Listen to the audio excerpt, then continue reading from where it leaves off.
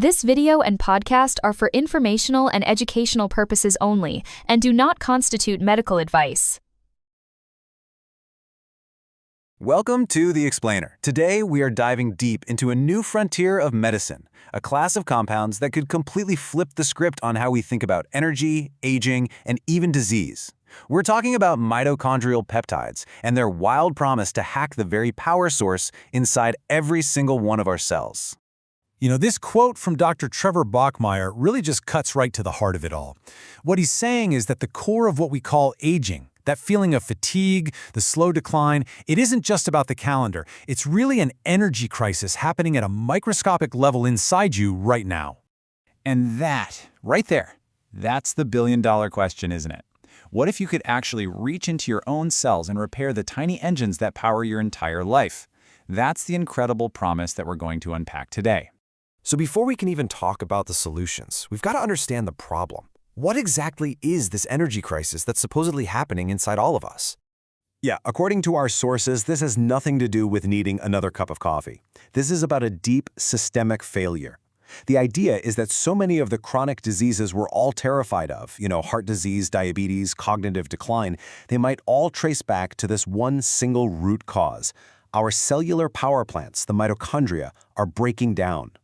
Dr. Bachmeyer actually calls this a biological death spiral. And it works like this. First, you get inflammation, which damages your mitochondria. That damage leads to a shortage of ATP. And ATP is literally the energy currency your cells spend to do anything. Well, this power outage then messes up your insulin signaling, which leads to insulin resistance, which then circles back and drives even more inflammation. You see, each problem just feeds the next and the whole system spirals downward. Okay, so if that's the problem, what's the solution? Well, researchers are working on a really specialized toolkit of compounds, and these are designed to intervene directly at the source of the crisis, the mitochondria themselves. I love how our sources simplify these really complex molecules. You can think of them as having three totally distinct jobs. First up, you've got the mechanic, which is all about repairing the cellular engines we already have.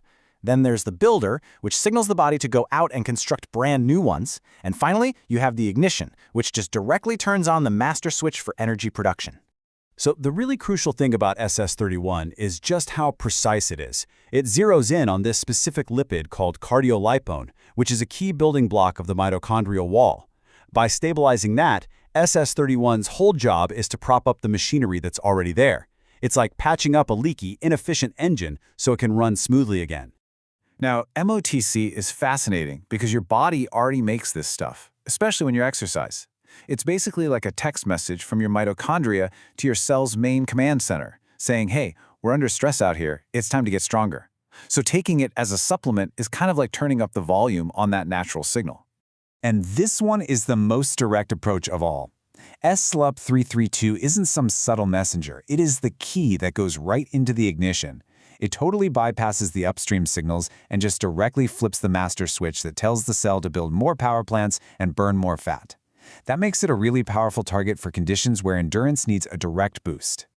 Now, while all three of those are pretty compelling, MOTS-c is the one that gets all the attention in the biohacking and research worlds. So let's zoom in on this compound that some people have actually called exercise in a bottle. This right here is the incredible claim at the heart of the whole MOTS-c phenomenon. The idea that you could trigger those deep cellular adaptations of a really hard workout, like improved energy use, better insulin sensitivity, brand new mitochondria, all through a simple injection. It sounds like science fiction. And look, this connection to exercise isn't just a theory. One human study found that after a workout, the natural levels of MOTS-c inside muscle cells skyrocketed by 12 times.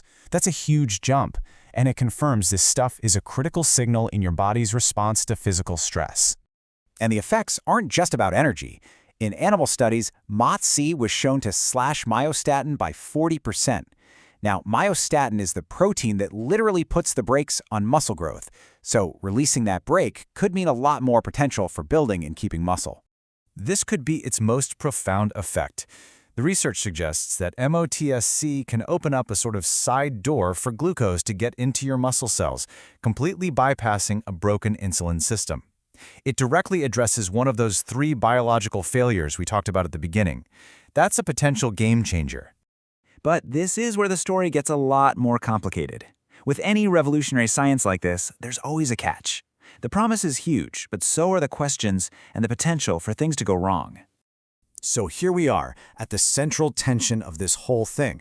On one hand, you've got this elegant molecule that seems to work with your body's natural systems. But on the other hand, you've got a really delicate tool that, if you use it in the wrong context, can be totally useless or even dangerous.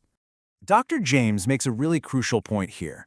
MOTS-c is delicate. It doesn't force a result the way a steroid does. It's more of an efficiency tool. And if you try to make a system that's already broken, inflamed, and exhausted more efficient, your body might just interpret that signal as a reason to shut down and go into energy-saving mode. It fails quietly, he says. There's no dramatic crash, just nothing. And the risks go way beyond just wasting your money. People report severe injection site reactions. In rare cases, there are reports of life-threatening allergic shock. And beyond that, there's this really serious theoretical concern. If these compounds are flipping on switches for cell growth and energy, could they inadvertently fuel the growth of pre-existing cancers? The honest answer is, we just don't have the research to know for sure. So let's bring it all together. After all that, what is the final takeaway on these powerful and, pretty controversial tools?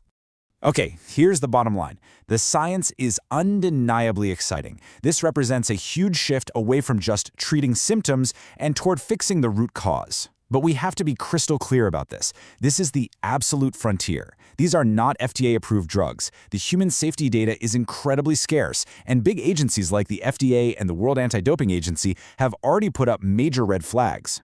And so this leaves us with the ultimate question. Are we looking at the dawn of a new era where we can precisely tune our own biology, or are we just flying a little too close to the sun here, messing with complex systems we don't fully understand? It's a question that really challenges the very definition of medicine, pushing that boundary between healing what's broken and engineering what's possible. We partner with Ascension Peptides, who supply pharma-grade peptides. Click on the link to learn more.